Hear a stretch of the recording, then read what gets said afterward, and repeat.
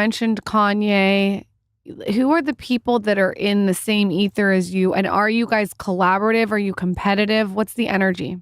Kanye was already like an icon to us. Already. Yeah. So I was like a generation after him. Okay. My generation was like me, Big Sean, Wiz Khalifa, Mac Miller. Those were kind of like, and there were a bunch of others, but those are like, sort of my class of artists that I was emerging with in that first chapter of my career. And is there competition or is everyone supportive? It was pretty much all love between those guys, especially Sean and I. I always felt healthy competition with Sean. I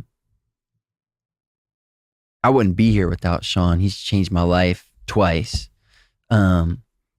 in like immense ways. He's kind of like this guy that he'll float into my life and like just change its direction and then float out. I'm like, whoa. So always for the better. So yeah, with it's just all love. Yeah. How do you manage? I think that we inspired each other though. Certainly like you see this guy who was, in your mom's basement with you and you're rapping and freestyling, and then he gets a record deal. It changed my perception of what was possible for myself. And as I'm sure you guys have touched on this podcast in your lives, your life, I believe, is the printout of your beliefs. If you want to know what you really believe, just look at your life. So true. And yeah, right. And so he was somebody who expanded my beliefs. And that internal expansion was just quickly followed by an external expansion. Like when he got a record deal, I knew I could. And 8-9 months later, I was sitting across the table from Jay-Z in a meeting. He offered me a record deal. That's gonna be weird. It is because of Sean, So when you're sitting across from Jay-Z and Jay-Z's offering you a record deal, what's going through your mind in that part? That's gotta be surreal. I was still a student at Duke. It was the end of my junior year, and by then my music was catching on such that major record labels were taking notice, and some of them were sending agents or A&Rs down to my concerts to meet with me. And so I just had this double life going where I'm a student, but I'm like kind of becoming more popular and famous.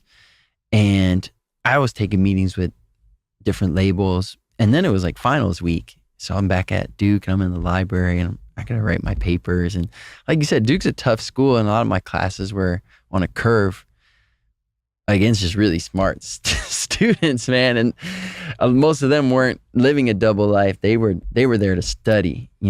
People from other countries there, like their parents sent them there, like, you're going to study. And so anyways, I'm writing a paper and my manager calls, hey, you got to go back to New York. I'm like, dude, nah, man, I don't think you get it. Like, I got to write this paper. He's like, no, you got to go back. Jay-Z wants to meet you. I said, don't fuck with me, He goes, I'm not fucking with you. Yeah, go back.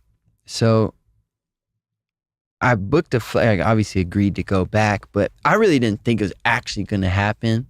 I thought that I'd go up there and then they would say, Jay got busy, meet with his number 2 or number 3 or whatever. That's what I thought was going to happen. So I didn't tell a soul. I didn't tell a friend. I didn't tell anybody because I didn't want to say, hey, it's going to happen. And then have to say, they say, how did it go? And have to go, oh, I didn't meet him, So I just like kept it to myself. And I flew to New York just like like a ninja, man, like on a covert mission. No one knew I was going except my manager. And we went and it was incredible. And, it was really a story I should tell you before I go in the office, which was, maybe 9 months or a year before I walk into Jay-Z's office. I was in New York with Sean, and Sean invited me to go to Kanye's Glow in the Dark concert at Madison Square Garden. I go to Will Call. Sean says, there's 2 tickets there for you. I asked Will Call, okay, 2 tickets, Mike Posner. They say, there's no tickets here under that name. So you sure? She picks up another clipboard, flips over the page. There's no ticket. I call Sean. I said, hey, buddy, there's no tickets here for me. He goes, oh, okay, don't worry about it. Just come meet me at the studio. I'm at the studio with Kanye. I go, okay. I'm thinking, oh, that's way better than just get the tickets. I get to go. So I show up to the studio, and Sean meets me downstairs. We go up the elevator. We walk down a hallway. He deposits me into basically a waiting room next to the studio, and he goes in the studio with Kanye. And I can hear Kanye's album 808's Heartbreak Through the Wall. And that's what he's made. It's not out yet. That's what he's working on. And then I hear my voice seep through the wall. Whoa. And it's a song that I made with Sean called Who Knows. And I'm thinking, dude, this is the moment. Kanye West is listening to my song that I made with Sean. And at that time, it's 4 people in the music industry that could change my life. It's Dr. Dre, Jay-Z, Pharrell, and Kanye. And I'm like, this is my moment. The music stops, and I see the doorway. It's an open door, and I see a blur of bodies walk by, including Kanye's, including Sean's, a bunch of other people. And nobody says anything to me. And I realize they're leaving me. And I was like the chutzpah of a 20-year-old me. I go like, fuck that. So I get up and I follow him to the elevator, and I get out there, and the down button is already illuminated. They're waiting for the elevator. And Sean, before I get suplexed by a bodyguard, introduces me to Kanye. He says, Kanye, this is Mike Posner. He made that song I just played you. Kanye gives me a fist bump. And no one says anything. Fuck. So I muster up like all the courage I have inside my little skinny white body, and I say, so did you like it?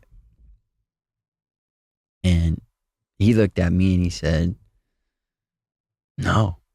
Oh